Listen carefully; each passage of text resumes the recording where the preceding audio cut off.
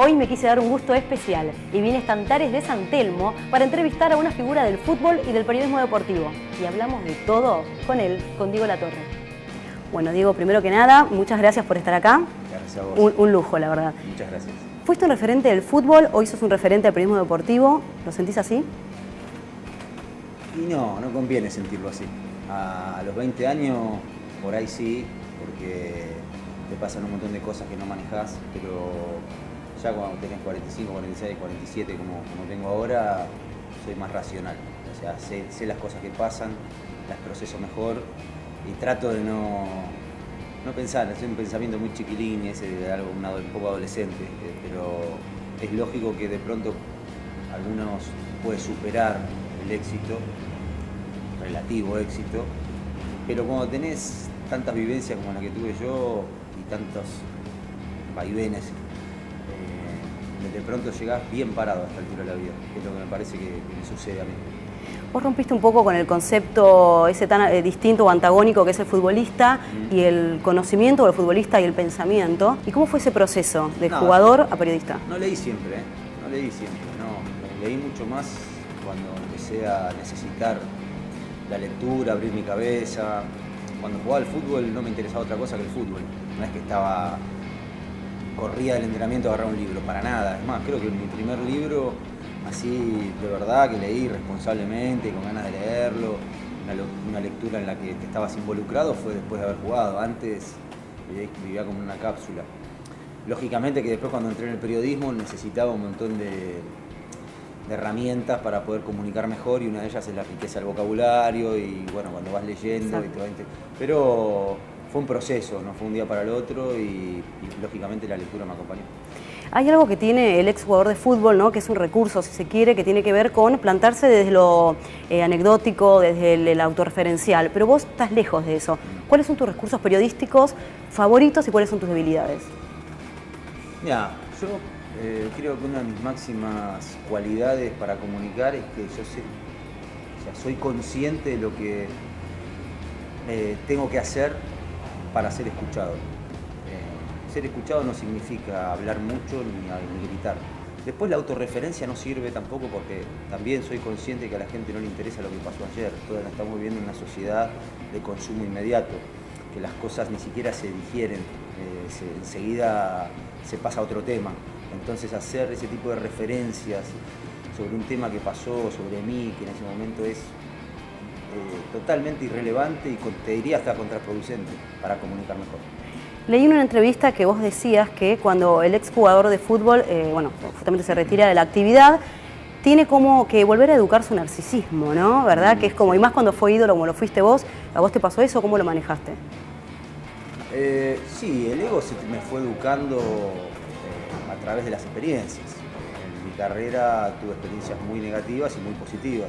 La verdad que ese tipo de admiración está buena y es que al principio no sabes cómo manejarla hasta que te pasa algo negativo. Cuando te pasa algo negativo, ves que esa misma persona por ahí que te elogiaba ya no te elogia, te critica, ya te ve de otro lado, ¿no? Es muy difícil de explicar para el tipo que no lo... Porque generalmente el concepto del futbolista es alguien que no le afecta nada, que tiene una vida muy fácil, que gana dinero, tiene mujeres, sí, éxito, muy estereotipado, auto y claro, ese es el modelo Messi.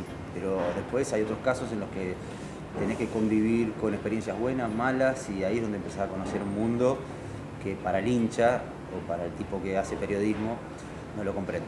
¿Qué te dejó haber sido ídolo de Boca? A nivel personal, más allá de lo deportivo, ¿no? Yo me veo ahora y digo, no soy ese. Estaba envuelto como en una locura total. Ahora juego un partido y hay 4 personas afuera y me asusto. Claro. ¿Cómo puede ser que juegue? Cambiaron los tiempos. Sí, es que en ese momento vivís en un plano de inconsciencia, conciencia. O sea, sos consciente de las cosas que pasan, pero si no sos un poco inconsciente no lo podés soportar. ¿Y cómo manejabas toda esa presión? ¿Tenías psicólogo deportivo? No, nada. No, lo vivía el fútbol desde un lugar en el que tenés ese sentido de la responsabilidad. O sea, primero el sentido de la responsabilidad, por supuesto, porque estás respondiendo, tenés que defender una camiseta, estás con gente, la evaluación. Pero yo viví desde la evaluación de los 8 años, 9 años, de la mirada del otro. O sea, para llegar a ser jugador de fútbol y estar en ese proceso, tenés que superar un montón de etapas. La etapa de que tus viejos te analicen, que tus amigos también te analicen, que llegues y el entrenador te analice, que te ganarte un lugar titular, o sea, es como que vas superando un montón de etapas, no es que te tiran un día en un helicóptero y te dicen, bueno, vas a jugar en la cancha de Boca, ¿no? ¿Y es un mito lo de las inferiores que vos hiciste, no hiciste, que te encontró Sanabria en realidad en un intercountry? ¿Cómo fue eso? Hay algo de mito y hay algo de veracidad. Por un lado, yo cuando llego a Boca, llegué recomendado por Mario Sanabria. Yo jugaba en un country y él me veía que me destacaba, vino un equipo de Boca, me eligieron, fui. Pero también es cierto que yo no hice las inferiores de forma tradicional como los demás. Entrenaba una vez por semana y dio la casualidad que el primer año que ingreso a Boca en la octava hago 23, 24 goles. Salí segundo en la tabla de goleadores sin entrenar. Entonces tenía un potencial futbolístico que después lo fui desarrollando y que Boca me ayudó a desarrollar, que en realidad el fútbol amateur profesional me enseñó a desarrollar y a partir de allí, bueno, empecé a despertar como en mí ciertas condiciones que no sabía que tenía y bueno, después llegué a primera y listo, ahí empecé a jugar. Hablabas hace un rato de situaciones buenas, situaciones malas dentro del deporte. Si volverías el tiempo atrás, ¿volverías a hacer lo que hiciste frente a la hinchada de Boca que te ganó unos adeptos en contra, un poco, ¿no? ¿O fue de ese La Torre de esa época que ya no sos más? No, yo venía ya en un desgaste hace mucho tiempo, muy contenido. En ese momento, bueno, es como rebobinar el cassette, ahora no tiene sentido, pero me hacían responsable de un montón de cosas que no sucedían y todos los pequeños fracasos o los partidos que se perdían eran culpa en ese momento mía. Y no ayudó en ese momento tampoco la directiva, sí entre los entrenadores, porque siempre jugué titular, no tenía problema, y mucho periodismo que en ese momento tenía ciertos espías dentro del plantel, por eso yo suelto esa frase de Cabaret, sí. Porque había un jugador dentro del plantel que le pasaba información a los periodistas, entonces no había intimidad en el vestuario. Entonces, nada, me pareció de muy mal gusto, esas cosas no se hacen. Violó los famosos códigos del fútbol. Códigos de fútbol. Y realmente yo cuando subo al auto, después de haber tenido una reunión bastante intensa en el plantel, una reunión de las que suelen hacerse, cuando prendo la radio había un periodista que estaba contando exactamente con puntos y comas todo lo que habíamos hablado en la reunión. Claro. Y ahí me enervé, me calenté mucho y solté toda esa palabra y estaba como con esa furia adentro, porque en realidad no era que no era responsable, sino que todos éramos responsables de ese momento, cada uno en lo suyo. Nunca en un equipo de fútbol hay un partido el arquero se puede comer un gol, un partido el 9 se puede errar un gol, pero en un mal momento nunca hay un responsable. ¿Qué te apasiona del fútbol? El recuerdo permanente de mi niñez, porque yo crecí con la pelota, a los 2 años ya estaba jugando al fútbol, me cuentan mis padres, mis abuelos me contaron. El sentimiento que me genera el fútbol es el sentimiento de la nostalgia, tal vez, del pasado. Así empezó. Lo maravilloso del juego del fútbol es que hay ciertos aspectos que podés controlar, pero como es un deporte de oposición hay otros que no, que se te van de las manos. La incertidumbre del juego, la pasión que le genera a la gente. El fútbol tiene la particularidad que es un juego tan extraordinario que incluso cualquier equipo de cualquier lugar puede en un partido de fútbol hacer una cosa que no estaba en los planes de nadie, ¿no? Ese condimento del fútbol me parece que casi como cierta lógica, me parece que también entra en el juego y en el gusto por el juego. Y la historia que me fueron contando mis viejos, mis abuelos, de ir a la cancha de chiquito. Todo eso me parece que es un bien tan nuestro, que pertenece tanto a nuestra cultura que lo tengo como arraigado adentro. Yo veo una pelota y los ojos se me iluminan. Ilumina, eso es pasión sin dudas. Sí. Bueno, el fútbol argentino en este momento está pasando un momento raro, si se quiere, crítico. ¿A qué se lo atribuís? ¿Qué crees que es dirigencial? ¿Qué pensás? Pienso que primero a los dirigentes, que no han sabido percibir al fútbol como fenómeno social, no han entendido lo que siente la gente o no les ha importado en definitiva. El fútbol sufrió un abandono, una indiferencia absoluta en la que todos fuimos cómplices también. con un presidente que se perpetuó en el cargo como Grondona, que tuvo a su lado o abajo a dirigentes muy obsecuentes, que no tenían independencia ninguna y que en definitiva fueron utilizando la pasión de la gente para sus propios intereses. Y nadie ha pagado por eso. Y a mí, cuando yo veo la televisión o participo en algunos programas y veo con qué liviandad se habla de los contratos de los jugadores, hay muchos acá que han ganado dinero sin caerse en una gota de sudor. Y eso duele. Para alguien que juega al fútbol duele que por ese impacto que te decía antes, que el periodismo quiere tener sobre los hechos, olvida. No es un olvido deliberado, es un olvido deliberado, no es un olvido. Olvida lo que han hecho los dirigentes y no tienen el valor y el coraje para enfrentarlos con su mensaje para que esta dinámica cambie.